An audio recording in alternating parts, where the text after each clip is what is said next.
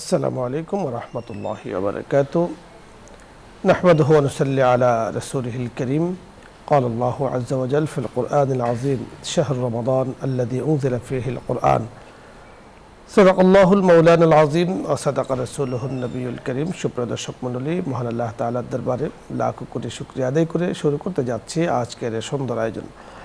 আলহামদুলিল্লাহ, মাহে রমাদান চলছে, আজকে ষষ্ঠ রোজা আমরা আদায় করছি। এই রোজা আল্লাহ পাকের কাছে কাল কিয়ামতের ময়দানে সুপারিশ করবে এবং রমজানকে যেমন রমজান মাস বলা হয়, আবার কোরআন তেলাওয়াতের মাসও বলা হয়। তাই যেমনিভাবে রোজা একজন মুমিন বান্দার জন্য সুপারিশ করবে, ঠিক কোরআন তেলাওয়াতও একজন মুমিন বান্দার জন্য রব্বে করিমের কাছে সুপারিশ করবে। সুপারিশকারী রোজা ও তেলাওয়াত নিয়ে আজকে আরও বিস্তারিত কথা বলবেন বিশিষ্ট ইসলামী চিন্তাবিদ, মিডিয়া আলোচক, সুবক্তা শেখ মুফতি আব্দুল কাইয়ুম সুবহানী, খতিব, মসজিদে নূর, জামে মসজিদ, সেগুনবাগিচা, ঢাকা। আসসালামু আলাইকুম। ওয়ালাইকুম আসসালাম ওয়া রাহমাতুল্লাহ। জি মোহতারাম, কেমন আছেন? জি আলহামদুলিল্লাহ, ভালো আছি। আলহামদুলিল্লাহ, আল্লাহ তাআলা ভালো রেখেছেন। আজকে আপনার কাছে আমরা জানবো যে কোরআনে কারীম বান্দার জন্য সুপারিশ করবে, তেলাওয়াতকারীর জন্য, ঠিক রোজাও একজন রোজাদারের জন্য সুপারিশ করবে। এ সম্পর্কে বিস্তারিত আলোচনা আপনার কাছে শুনবো। নাহমাদুহু ওয়া নুসাল্লি আলা রাসূলিহিল কারীম, আম্মা বা'দ। সুপ্রিয় দর্শক শ্রোতা, কোরআনের মাস হিসেবে রমজানুল মুবারকের আজকে ষষ্ঠ দিবসে আমরা ইসলাম ও আমরা অনুষ্ঠানে একত্রিত হয়েছি।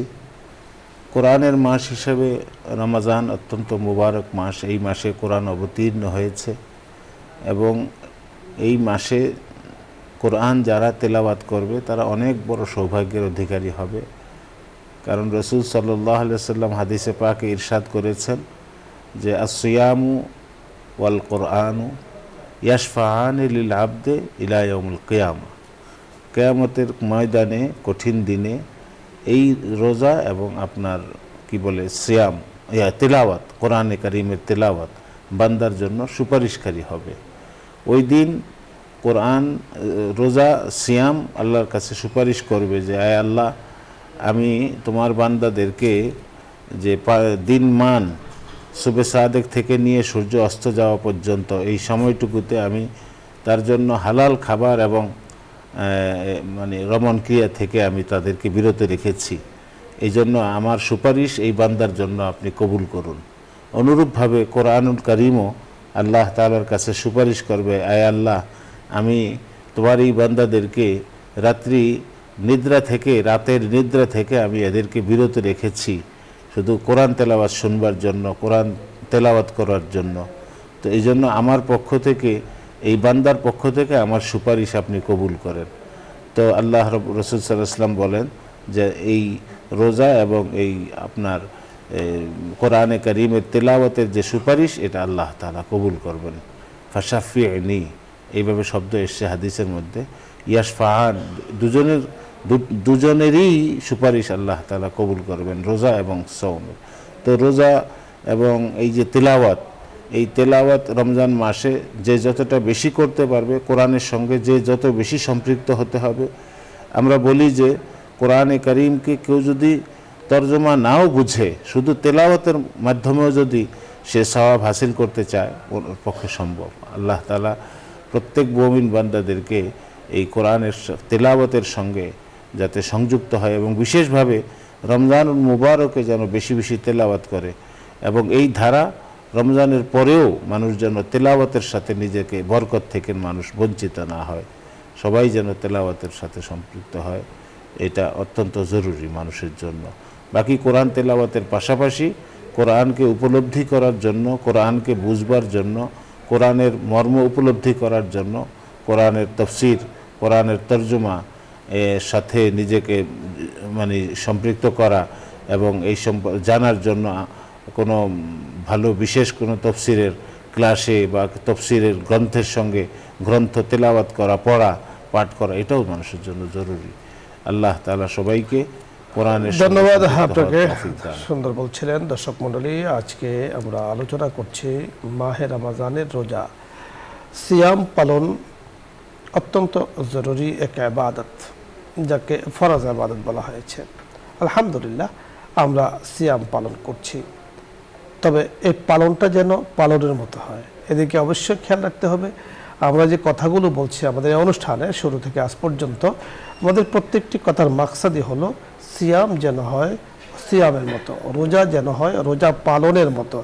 এমন রোজা আমি চাই, যে এমন রোজা আমি আদায় করতে চাই যেই রোজা একজন রোজাদারের জন্য রাইয়ান নামে যে দরজা আছে জান্নাতে, তিনি যেন সেই দরজা দিয়ে সুন্দরভাবে প্রবেশ করতে পারেন। এবং এই রোজাই জুন্না, এই রোজা তার ঢাল হবে, এমন ঢাল হবে যে ঢাল রোজাদারকে রক্ষা করবে।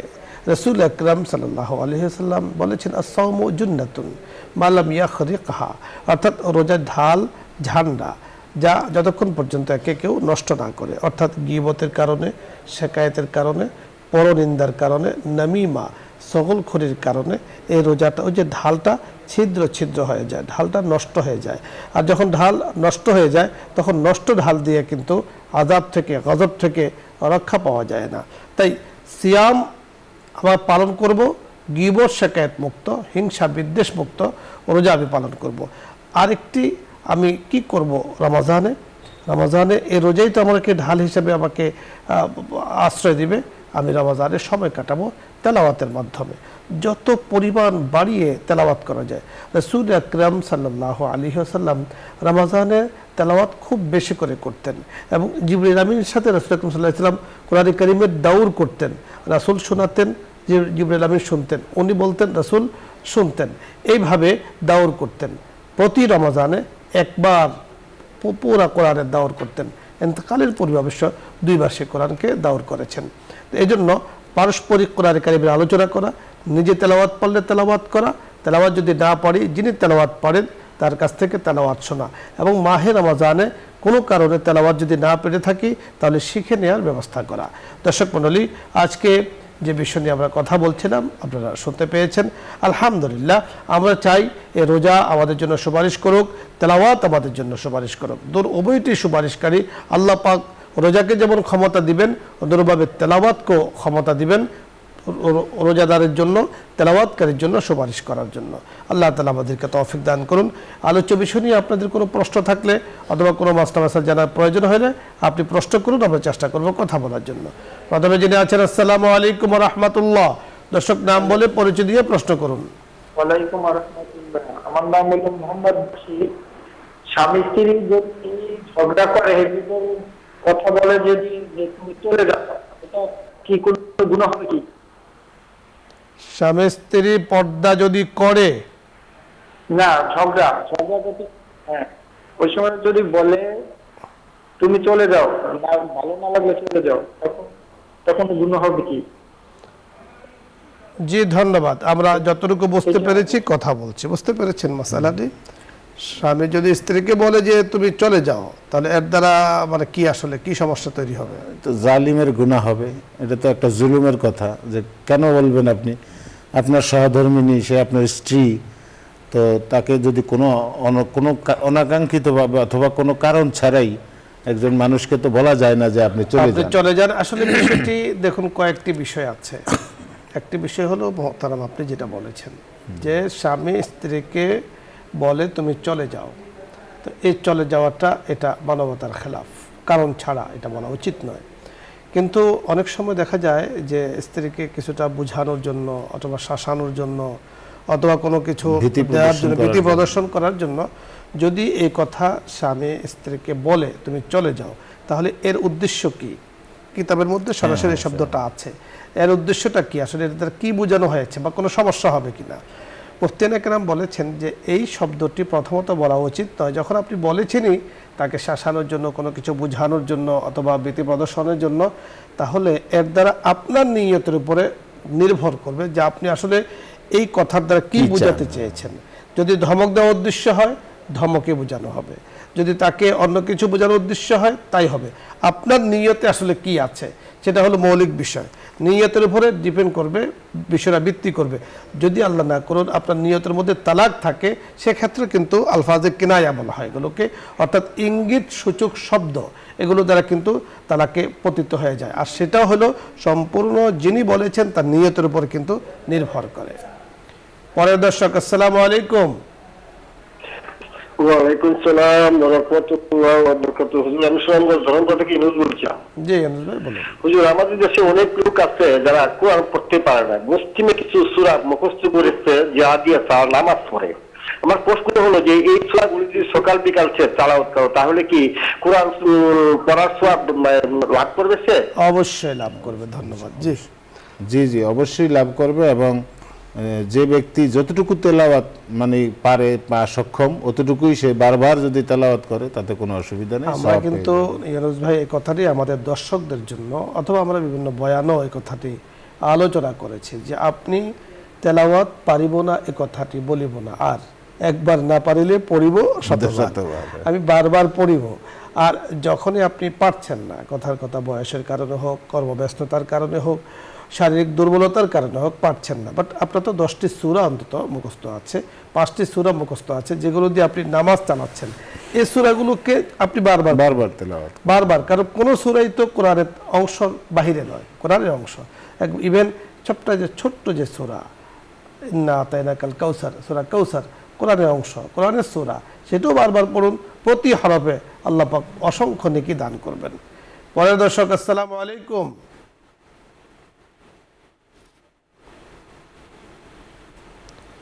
দর্শক শুনতে পেয়েছেন? প্রশ্ন বলুন।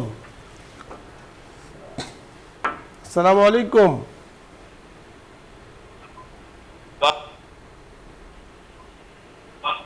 আসসালামু আলাইকুম হুজুর। ওয়ালাইকুম আসসালাম ওয়া রাহমাতুল্লাহ।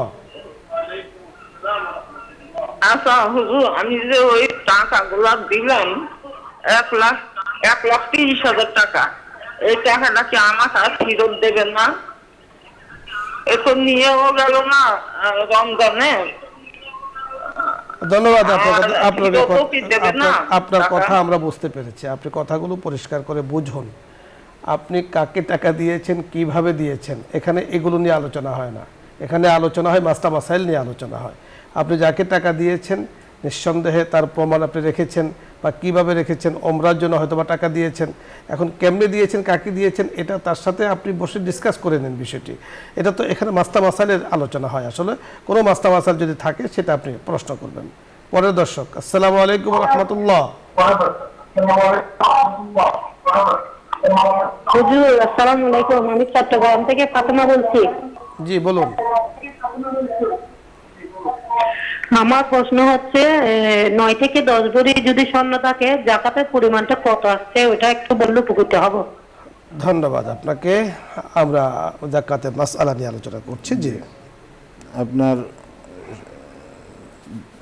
এই জাকাতের যে মূল্য মান আসবে ওই মানের 40 ভাগের 1 ভাগ, 2.5% আপনাকে জাকাত দিতে হবে। এই 40 ভাগের 1 ভাগ। একটু বিস্তারিত যদি আমরা বলতে চাই তাহলে আপনার কাছে স্বর্ণ আছে এখন 9 ভরি ধরুন, তো 9 ভরির দাম আপনার আসে কত?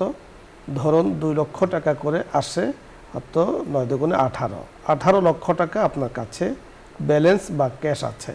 এখন আপনি হিসেব করুন যে শতে প্রতি শতে 2.5 টাকা, তার মানে শতে যদি 2.5 টাকা হয় তাহলে হাজারে 2,500 টাকা। 2,500 টাকা। হাজারে যদি 2,500 টাকা হয় তাহলে লাখে কত হয়? 25,000 টাকা। আপনি এইভাবে বের করে আপনি খুব সহজেই কিন্তু আপনি এখন অঙ্ক মিলিয়ে ফেলতে পারবেন। 18 লক্ষ টাকায় জাকাত কত? 1 লাখ টাকায় 2,500 টাকা হয়। 1 লাখ টাকায় কত হয়? 2,500 টাকা। তো 1 লাখ টাকা যদি 2,500 টাকা হয় তাহলে কি বলে 18 লাখে, তাহলে 18 দুগুণে 36 আর হলো 9 লাখ। হ্যাঁ, 3 মানে এইভাবে আপনার উপর জাকাত আসবে। খুব সহজে কিন্তু আপনাকে আমি ব্যবস্থা করে দিলাম, আপনার হিসাব করে বের করে নেবেন। জি ধন্যবাদ। পরের দর্শক, আসসালামু আলাইকুম ওয়া রাহমাতুল্লাহ। ওয়ালাইকুম আসসালাম ওয়া রাহমাতুল্লাহি ওয়া বারাকাতুহু। আমি বলতে চাচ্ছি যে এই যে রমজানের প্রথম 10 দিন আপনার শুনতে পাচ্ছি মানে আছে নামাজ শিক্ষা বই বা এই যে লা ইলাহা ইল্লাল্লাহু মুহাম্মাদুর রাসূলুল্লাহ, তো প্রতি বাড়িতে সাল্লাল্লাহু আলাইহি ওয়াসাল্লাম বলতে হবে। জি বুঝতে পেরেছেন। জি, কি আসসালামু বলতেছেন? আলাইকুম ওয়া রাহমাতুল্লাহ। ওয়ালাইকুম আসসালাম। রমজানে কালিমায়ে তাইয়্যিবা যত বেশি পড়া যায়, আমাদের সমাজে একটি কথার প্রচলন আছে যে কালিমায়ে হাজারি, অর্থাৎ কালিমায়ে তাইয়্যিবাকে 1000 বার পড়া। তা 1000 প্রথম 10 দিন 1000, দ্বিতীয় 10 দিন 1000। আসলে এটা অথেন্টিক যে রেওয়ায়েত বর্ণনা আছে সেটা হলো যত পরিমাণে বেশি পড়া যায়, এটাকে কোনো তাহদিদ না করা, কোনো সীমাবদ্ধ না করা। আপনি 1000 বেশিও তো পড়তে পারেন, আবার কমও পড়তে পারেন। বাধ্যবাধকতা নয় যে আপনাকে এত পড়তেই হবে, না পড়লে গুনাহ হবে, বিষয়টা কিন্তু এমন নয়। পরের দর্শক, আসসালামু আলাইকুম।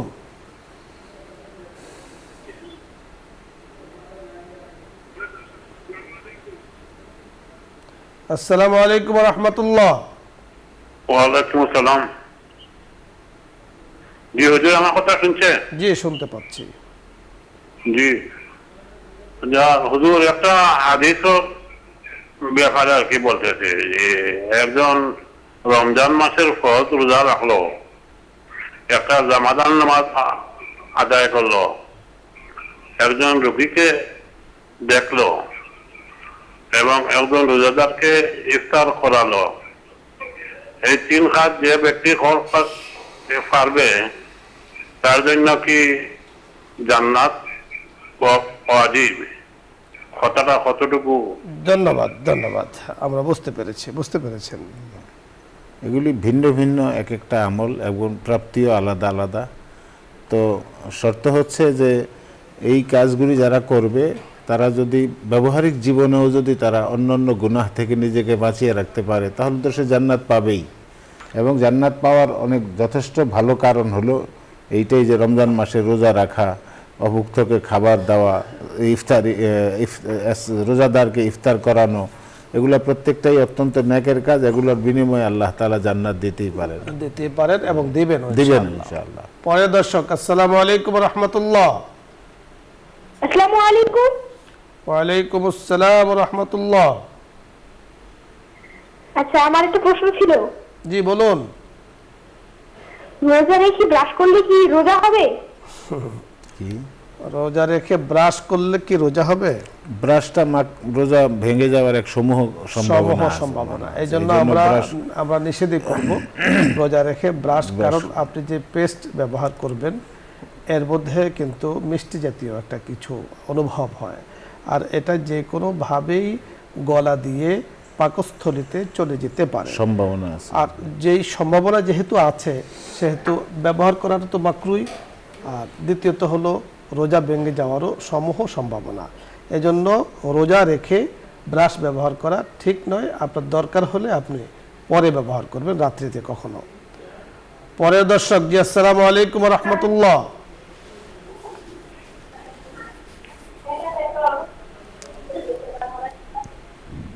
দর্শক শুনতে পেয়েছেন? প্রশ্ন বলুন। হ্যালো, আসসালামু আলাইকুম। আসসালামু আলাইকুম। জি, প্রশ্ন বলুন। প্রশ্ন হুজুর, সেহরি না করতে পারলে রোজা হবে? অবশ্যই হবে, ধন্যবাদ। জি জি হবে। রোজা আর সাহারি খাওয়াটা মুস্তাহাব। খুব ভালো করে বুঝুন, সাহারি খাওয়াটা হলো মুস্তাহাব, খেতে পারলে ভালো। এবং রাসূল আকরাম সাল্লাল্লাহু আলাইহি সাল্লাম বলেছেন আস-সুহুর বারাকা, সাহারির মাঝে রয়েছে বরকত খেতে পারলে। কিন্তু না খেলে রোজা হবে না, বিষয়টি এমন নয়। এজন্য আমরা আমাদের অনুষ্ঠানে এই মাসালাটিও আলোচনা করেছি যে আপনি সাহারি খেতে না পারলেও, কখনো উঠতে না পারলেও রোজা কিন্তু ভাঙ্গা যাবে না। আমরা দেখেছি অনেককে সাহারির সময় উঠতে পারেননি, উনি রোজা ভেঙে ফেলেছেন। তো রোজা ভেঙেছেন কেন? বলে যে আমি তো সাহারি খেতে পারি নাই। সাহারির সাথে রোজা সম্পর্ক না, খেতে পারলে ভালো। পরে দর্শক, আসসালামু আলাইকুম।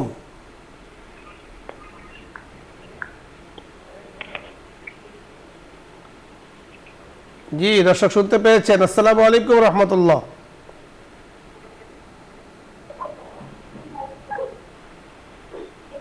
আপনি শুনতে পেয়েছেন? প্রশ্ন করুন। ওয়ালাইকুম আসসালাম।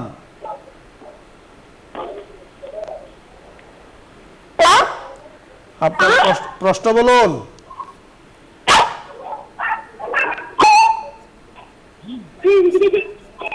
পরের দর্শক, আসসালামু আলাইকুম রহমতুল্লাহ। ওয়ালাইকুম আসসালাম ওয়া রাহমাতুল্লাহি ওয়া বারাকাতুহু। জি বলুন। আমার একটা প্রশ্ন ছিল যে আমি যে এই যে একটু আগে যে প্রশ্নটা বললাম আপনার যে সেহরি না খেলেও রোজা হয়, ঠিক আছে? তো আমি তো একজনকে বলছিলাম যে তোমার সেহরি যেহেতু খাও নাই তোমার রোজা তো হইব না, এর কি কতটুকু আমি তো না জানি বলছিলাম। আপনি তো ধন্যবাদ।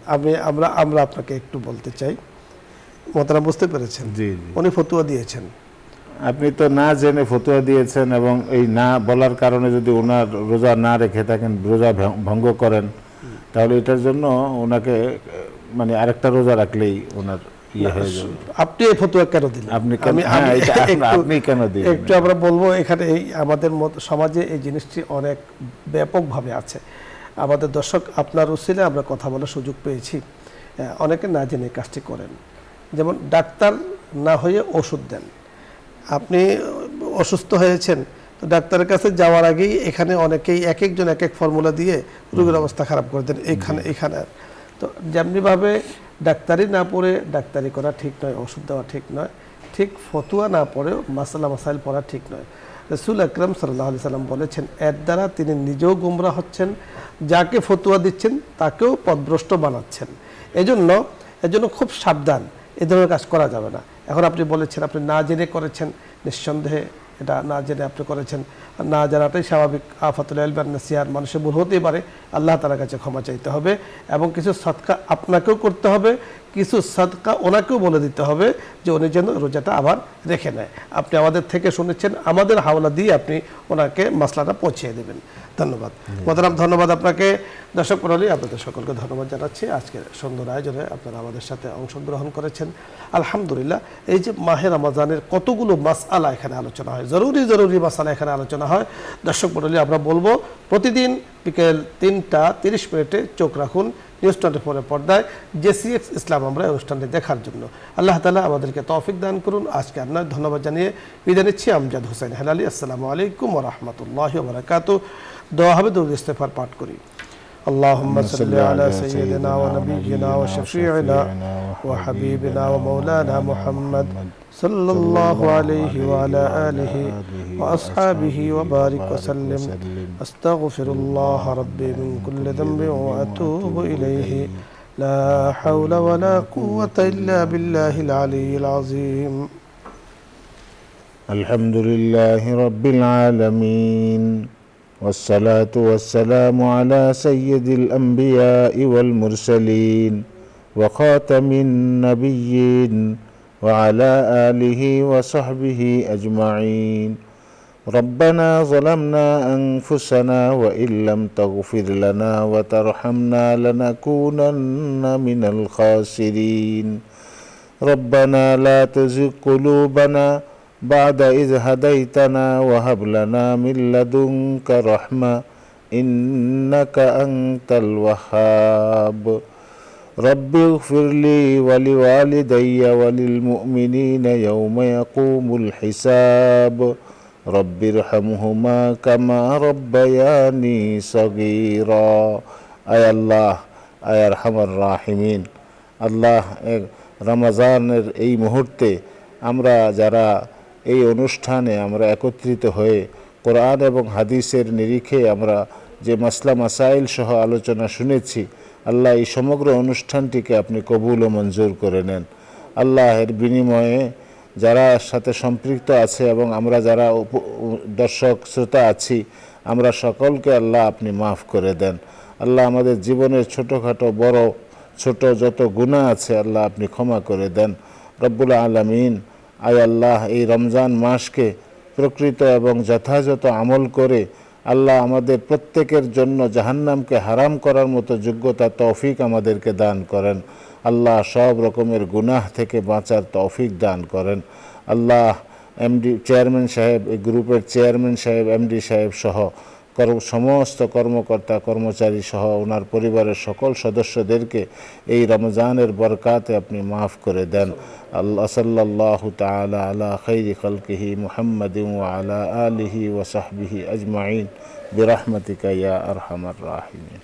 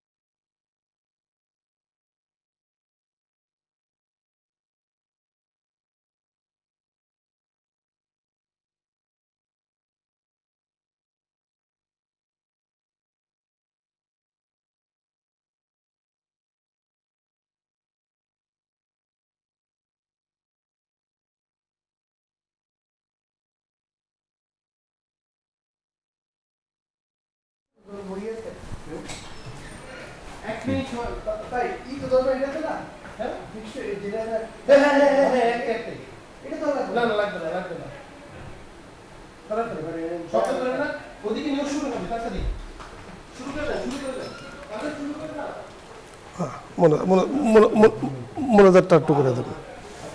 الحمد لله رب العالمين والصلاة والسلام على سيد الأنبياء والمرسلين وخاتم النبيين وعلى آله وصحبه أجمعين.